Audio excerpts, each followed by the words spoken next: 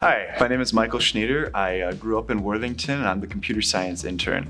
So a few of my responsibilities are dealing with cybersecurity, network administration, dealing with different phishing emails, monitoring systems, things like that, and taking help desk tickets and making sure our system runs smoothly. My brother actually interned at Bedford, and through him I heard nothing but good things, and so I applied and wanted to see what it's like for myself.